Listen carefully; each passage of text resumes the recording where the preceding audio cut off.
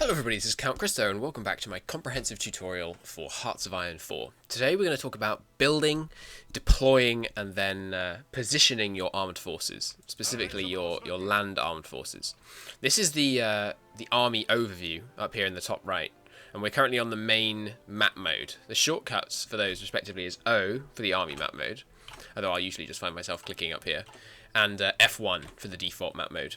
So the default map mode is easiest to see all these things. If you went into the air map mode, it becomes quite tricky to see where your borders are and that kind of thing. And in the naval map mode, in the air map mode, your divisions aren't even visible. So stick with F1 when you're dealing with your ground troops.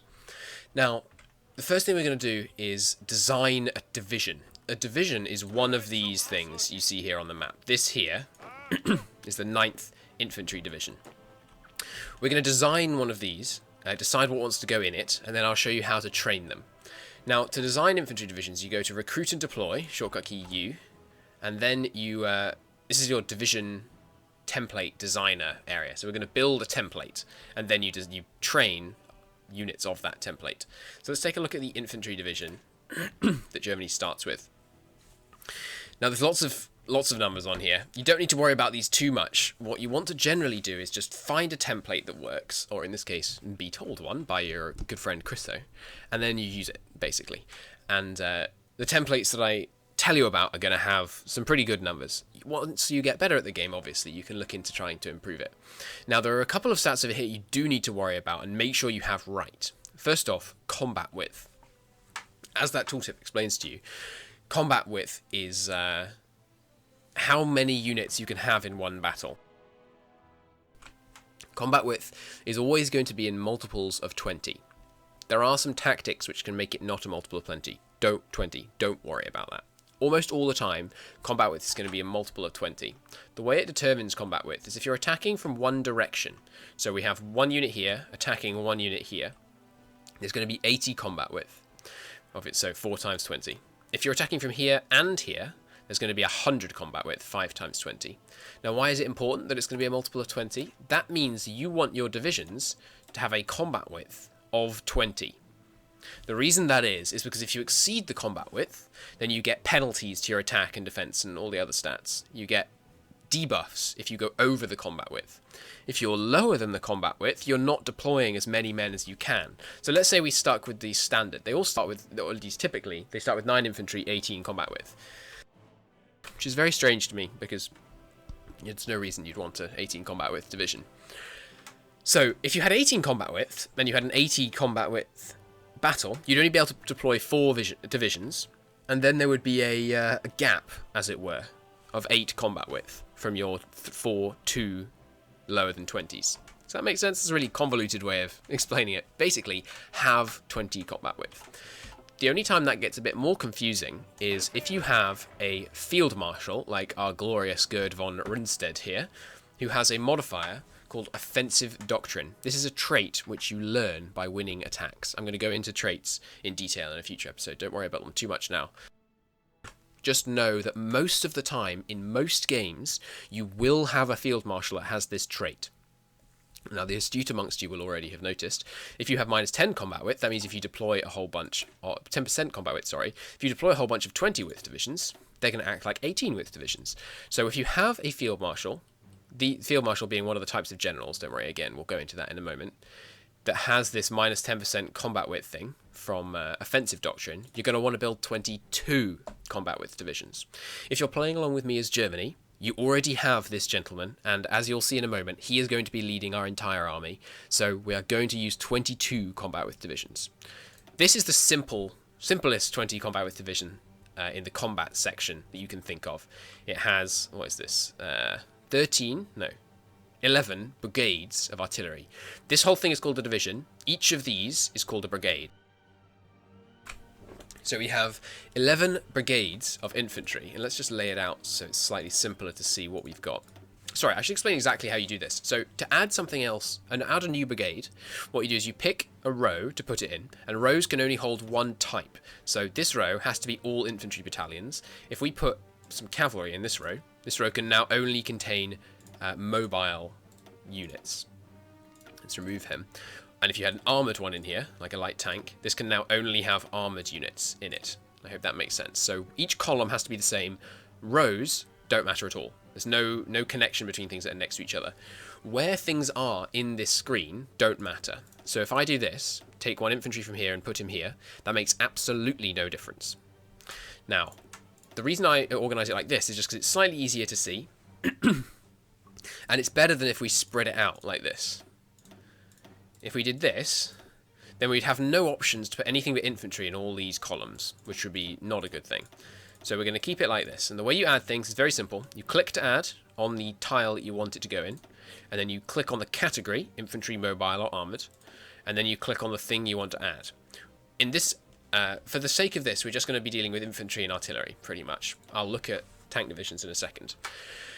Now, this 22 width infantry division, it's not terrible, especially because it has some support companies. We're going to deal with those in a second. Let's just focus on the combat companies. Sorry, the combat brigades for now. Now, it's not bad. If it's got 270 defense, it's got 83 attack. It's not bad at all. One thing it's very good at is having very high organization and recovery rate. For this period in the game, these numbers are pretty freaking high. Having 52 organization is very respectable. Organization is like morale in other games that you may have played. Basically, you can fight until you have no organization, and then you lose. Once a division reaches 0 organization, it will either cease attacking, if it's on the offensive, or it will retreat, if it's on the defensive. So organization is how long you can keep fighting. Putting almost anything in your division template, other than infantry, lowers your organization. So for example, if we're going to take a look at our Panzer division here, which has got 4 light tanks and 2 motorized, it has very low organization. That's because it has got very little infantry in it. Motorized infantry acts a bit like infantry and pulls up the organization as well. But to return to our infantry division. Okay, so let's talk a bit about army experience and how we can go about changing our divisions. It costs, normally, 5 army experience to add something that's already compatible with the column that it's in. So to add infantry to a column that's already got infantry in it costs 5. Likewise, to remove infantry for a column that already has infantry in it, it costs 5. There we go. Now, if you hover over something there while we're adding it in, it will tell you precisely what it will do to the stats of the unit. That includes all of the offensive and defensive stats like defense, breakthrough, soft attack, hard attack. It also talks about supply use, and we'll deal with supply in a bit. Suppression, which is not going to be an issue in this episode. Organization that we've talked about. And HP. Now, HP is very important. This unit has a HP of 277. If it takes approximately 100 and whatever it would be, 45 damage, it would deal half damage to this unit. So if you have very low HP, your unit takes more damage. That's not organization damage, that's actual damage. So let's say this unit just had, for the sake of simplicity, this unit now just has manpower and infantry equipment in it, right? There's also training time, but that's obviously not actually equipment. That's just how long it takes to train it. So it has 1,100 infantry equipment. Let's make these numbers simpler for myself.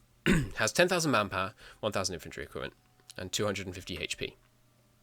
If the enemy were to deal 125 damage, we would lose 5,000 manpower and 5,000 infantry equipment. Does that make sense? I hope so. Now, let's say we were to add in this recon company, this engineering company, and this support artillery. The HP has gone up by 2. If we were to have dealt to us 125 damage now, we would lose slightly less infantry equipment and slightly less manpower. Of course, our manpower has actually gone up by doing that, so it might be that we end up losing more manpower.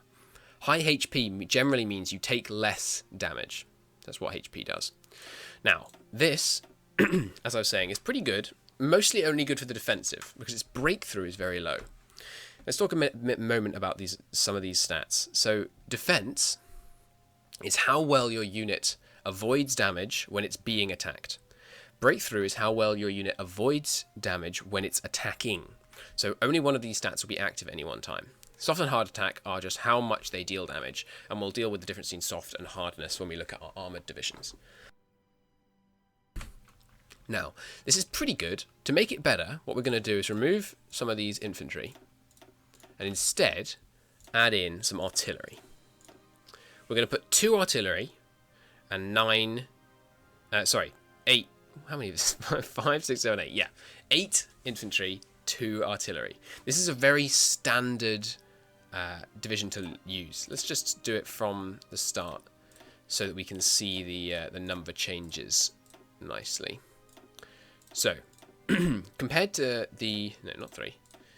Compared to the division we had before, these are helpful little up and down arrows. If you hover over them, tell you how much it's changed. So compared to the division we had before, this unit has 73 less HP, 10 less organisation, 0.03 less recovery rate, but it now does 42 more soft attack and 1 more hard attack, has 46 less defence, but has 3 more breakthrough. There's also less manpower in it by 2,000, which is useful. Less infantry equipment in it, but a lot more artillery. So this unit is now much better on the offensive. Its offensive capabilities have gone up by 50% from 80 to 120. So this is the standard infantry division that you're going to want to build. People will often add in recon companies. That's a perfectly good thing to do. So let's call this, if you click on this box here, you can name the division. Let's call this Inf1.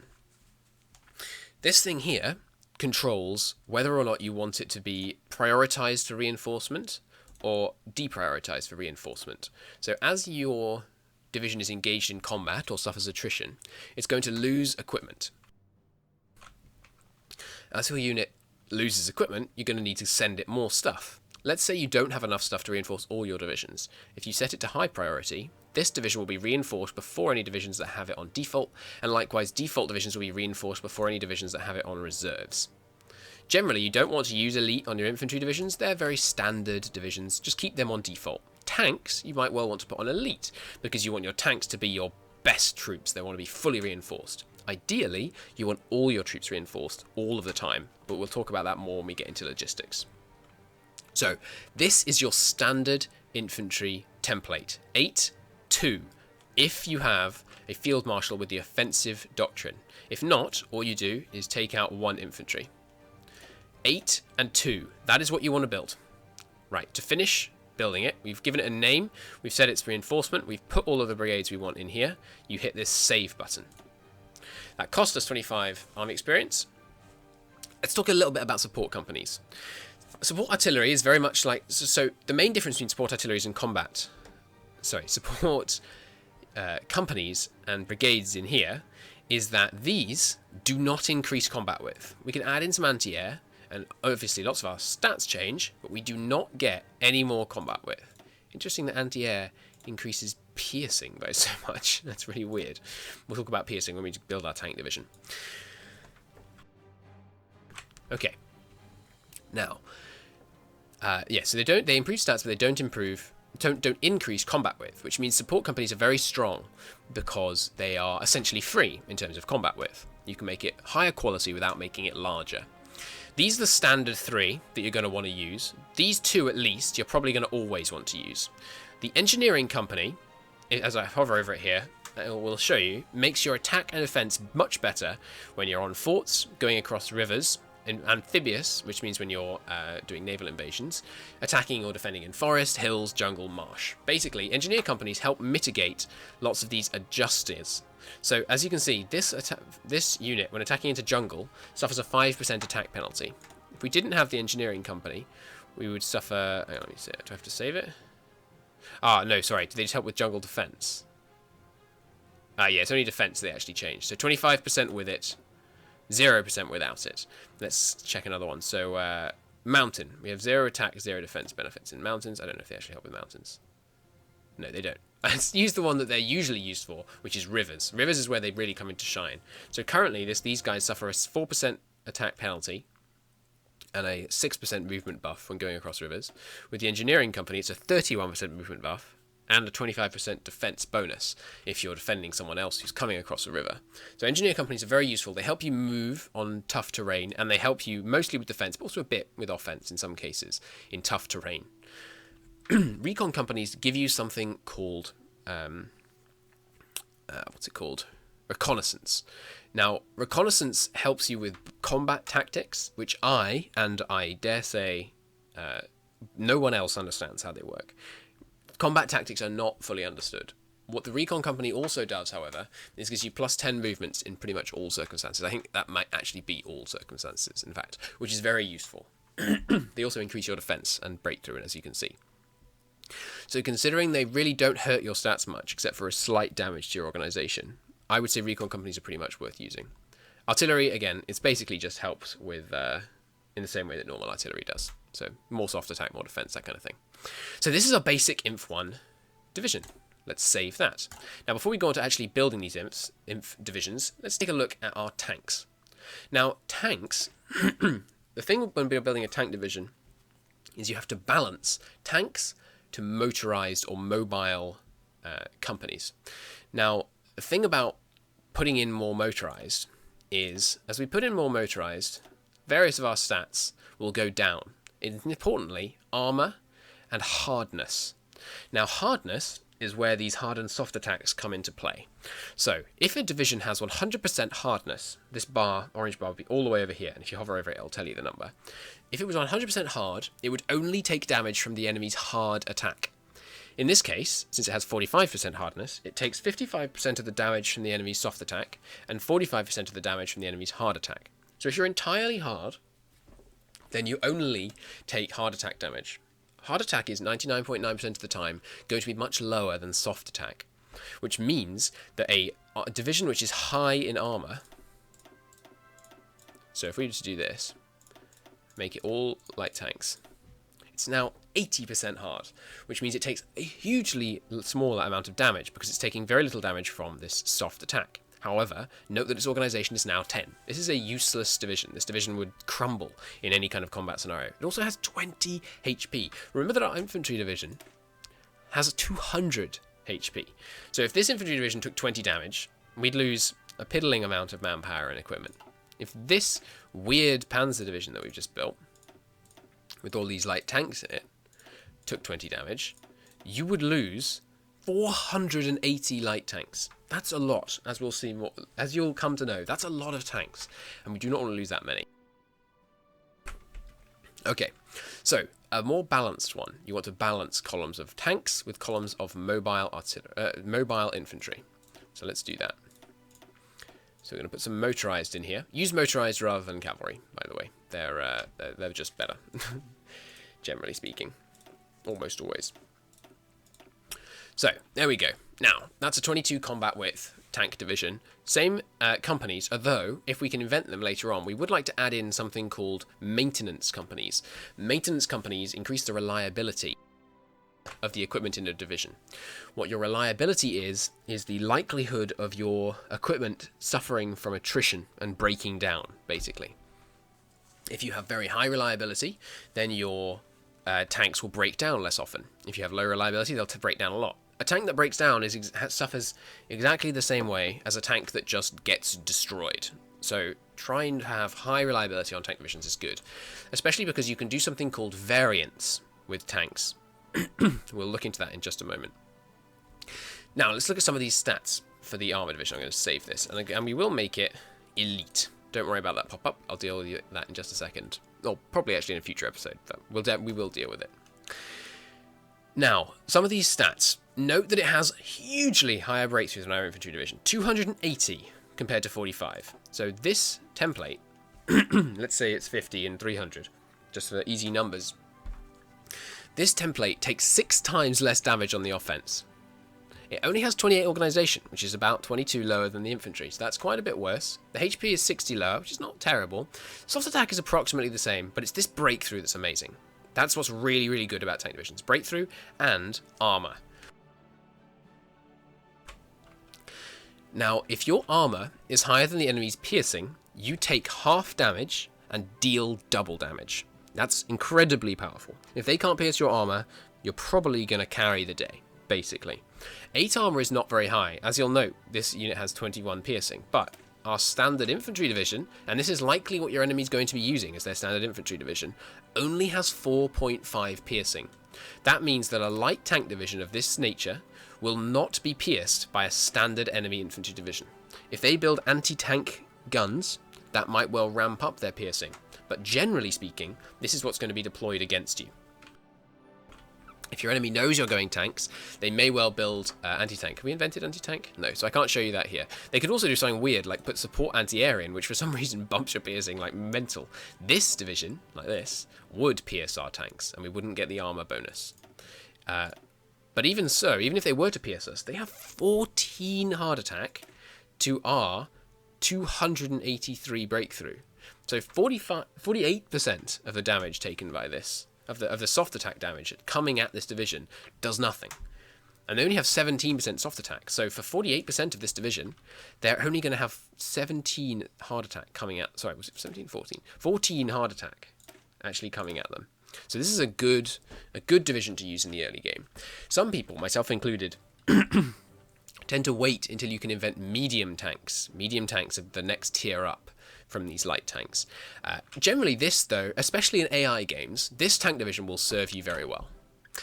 Now, there's just one other quick type of division I'd like to mention before we move on. And for that, we're going to click on here and create an empty template. That lets you start from the very beginning. This is often not wise because it's very expensive to build big divisions. You want to modify other ones instead. And then we're going to put in here 1 cavalry. This division is the optimal division to use for suppression, keeping your conquered territories down, making sure they don't revolt and destroy your factories and that kind of thing. Just know that this is the one that we're going to be using for that later. It's extremely inexpensive to build, only 120 infantry equipment, 1,000 manpower, and it only costs 5 army experience to actually design. So just bear in mind, this is what we're going to be using as our military police. And I like to give it this symbol. Okay, now let's move on to actually training your units. To train your units, shockingly enough, you click this button. Now you want to train 2 units. Intuition says you press this again. That does work, but it's not the right way to do it. Press this one to cancel the production line.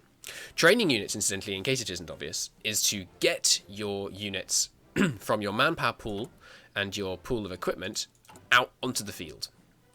If we want to add another unit to this, what we do is we create production lines like this. So let's say we want to produce a production line of 10. And if you want to do this quicker, you can shift click this button and you get 5 instantly added. So you can very quickly add a whole bunch of them.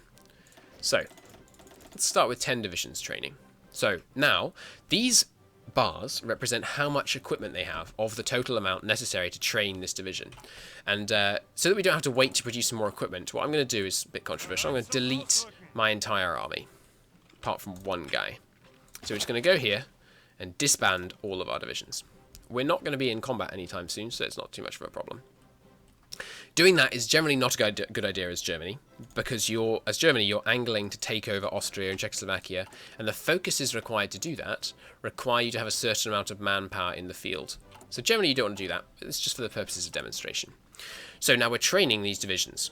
There are some restrictions, so you can only train at most 75% of your fielded manpower, or a minimum of 100,000. That's another reason why this isn't generally a very good idea. Let's unpause and let it recalculate. There we go. So it's filled up all these divisions with equipment. Now what's going to happen, because this one now has all it needs. These ones aren't quite full because I don't have enough artillery. We got plenty of artillery in production. We've got loads of factories on artillery, so that should fill up that deficit relatively quickly. Now, if we unpause, we'll see that this bar starts to fill up. This is the unit training. Now, once it gets to 100%, the unit is ready to deploy. And when it deploys, it will be at training level 2, trained, like this one. If we were to deploy earlier than that, it would be what's called green. To choose where it deploys, you left-click on this bar here, where it says no location set, and then you left-click again on a place you want it to go. You can only deploy in territory which has a direct connection to your land capital, which you own, not occupy. So, let's deploy it in Berlin. Left-click on Berlin. It's deploying to the state of Brandenburg. It doesn't deploy to a specific tile. It deploys to a specific state. Now, let's give it a moment. If we were to give this army an order, and don't worry again about how you do that. I will explain it in a future episode. So we give it an order. Now, if we clicked on this little button here, left-click again, then you left-click on an order on the map, and it will automatically not only deploy them in Berlin, but send them to this front line as soon as they're ready. Divisions can be rush deployed before they get to 100%, once they reach 20%. So let's wait for that to happen on the first one of these divisions. So, Division Unit 2 in this training group is ready to instantly be deployed. This will deploy the division, and there it is. Note that when a division deploys, it has 0 organisation. If this unit was attacked, it would immediately retreat, and it cannot attack. If there was a unit here, I could not move here. Note that it's green. That means it's 25% less good at everything in combat.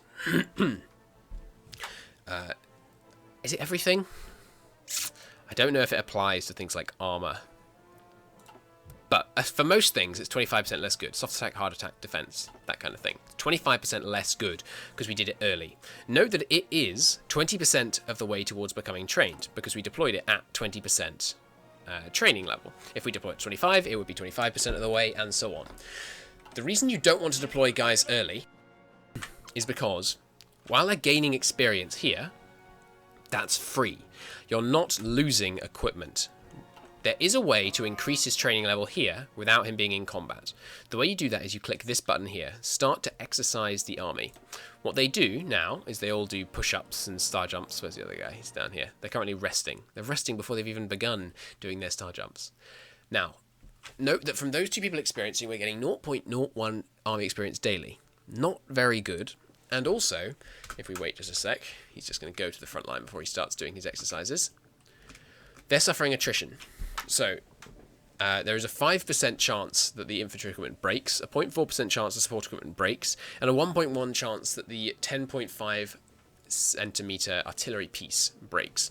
I do not know 1.1 chance in how long.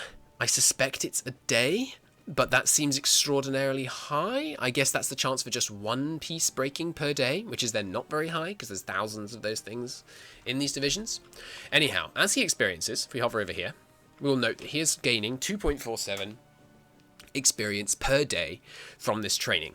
The thing is, these guys are gaining 1 experience per day, and that costs you nothing. So generally, you don't want to train your units. If you've got plenty of time before the war starts and you have green units, it's often a good idea to just delete them. When you delete units, you do not lose the equipment they had. The equipment from that division just goes back into your pool and the manpower and gets fed back into these newly trained divisions.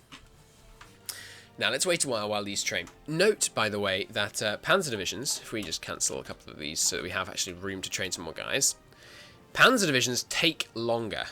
We note the training time on these is 180, and the training time on these guys is 120. Larger divisions take longer. Tanks take longer to train than infantry. Motorized take longer to train than infantry, but less long than tanks.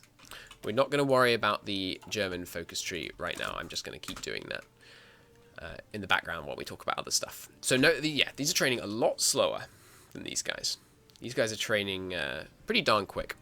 Note that if you hover over here, it tells you if this unit is fully equipped, training will be finished on the 13th of May, 1936. Now, there's a few other things on this screen that we should deal with. One is this. Currently, this is an infinite line. That means if we rush deploy one of these, another one takes its place. And that's the same with all of them. The other thing we want to... So, if we put it onto 1, then once 1's deployed, it vanishes. If we put it on 3, this goes into the second one. And then if we were to rush deploy it again, it would go into the third one. And if we rush deploy it again, it would delete this line. So you can train them in parallel, and you can train them in serial using this one. The other thing, often it's good to have these on infinite at the beginning. With tanks and things, you might want to, you only have enough tanks for, say, 3 divisions, so you just want to build 3 in parallel and none in serial. The other thing is these buttons up here. These are equipment priority. They're very similar to the priority reinforcements that we looked at when we were designing our infantry divisions. Let's say we really want these tanks to get out fast. We're not too fussed about the infantry. We really want our guys, and then these are the other things you can send equipment to. Reinforcements, which is refilling units you have in the field, and upgrades, which is fairly self-explanatory. Let's say you have some better infantry equipment than the stuff that these guys got when they first deployed. If you prioritize upgrades, the game will prioritize sending stuff to them. So let's say we went with this priority. Average on everything, prioritize upgrades. Let's say we had 1 division in the field, and it was at half strength. This means, let's say we have 5 divisions in the field. 2 divisions. Let's make it simple. You have 2 divisions in the field. Let's say one of them's at half strength, and one of them is at full strength, but has old guns. If you're set up like this, the game will prioritize giving new guns to the guy that had old guns. If you have it set up like this, it will prioritize filling up the division which is empty. Generally, upgrades at minimum, reinforcements at maximum, training at medium. Okay? That's generally how you want to do it. Top priority, fill the divisions in the field. Secondarily, train new divisions. Tertiary, get your units upgraded. The reason I always have upgrades at tertiary is if you really wanted to just prioritize upgrades, you could just train less men. Now, even though this is higher priority than upgrades, these guys are already full, which means the game is now working on upgrades. There are currently no requests for upgrades. You can hover over these and it'll tell you what the requests are for things. So let's let these two finish training and observe they will pop out in Berlin and they will scurry along to this line. What's going on? Ah, the Spanish Civil War's just started. So we'll deal with sending volunteers, which is a way in which you can help out one side of the Spanish Civil War and other wars in a future episode. So let's get these guys deployed. They're at 90%. In just a second, they will pop out of Berlin and scurry over here. Wait for it. Wait for it. There they go. So, now they're going to walk to the front. Note that these guys haven't come out green. They've come out trained because we allowed them to complete their training. We could, if we wanted, so let's get him to the front. Don't worry about how I'm controlling them. I'll go into it in the future. We could, if we wanted, now continue their training. And this one is already quite close to getting up to the next level. So note that these guys gain army experience at 1.24 per day. These guys gain it at 2.47. Half the speed of going from green to trained lets you go from trained to regular. Regular makes you 25% better. Generally speaking, I don't train my men up to regular level. This is a personal choice. I'm not saying this is absolutely the right way to play. The the attrition that you suffer from exercising is quite significant. If we would go over to here and hover over this reinforcements thing, we'll see stuff pop up as things break. So on that last day, 1 towed artillery and 5 infantry equipment broke because of all the training we were doing. That's not insignificant. All this equipment breaking to train these units is not very good. The other thing to note about training is you cannot train above regular, but there are tiers above this. I believe there's seasoned and then veterans are the 2 tiers above this. By the time you get to veterans, you have a 75% positive modifier in combat. They can get very good, but you can only get above regular by being in combat. Okay, so we've covered designing your division template, training your division template, and deploying it, and the different kinds of division templates you want to build. Your standard tank one and your standard infantry one. Now, in more advanced episodes in the future, we're going to look at how to use those suppression templates we designed, and how to build other templates, specifically paratrooper templates, which are quite different from other ones, and we'll look at an ideal marine template as well in the future if you were wanting to do naval invasions. But for now, that is that episode. Thank you very much. I hope it was helpful, and I'll see you in the future. In the next episode, we're going to deal with controlling the 3 theatres of war, the army, navy, and air. How you actually give orders to units when you want them to attack. For the purposes of that, I'm just going to keep running this game for a little bit, up until 39, when we're actually going to go to war with Poland and see how things go. See you then. Bye-bye.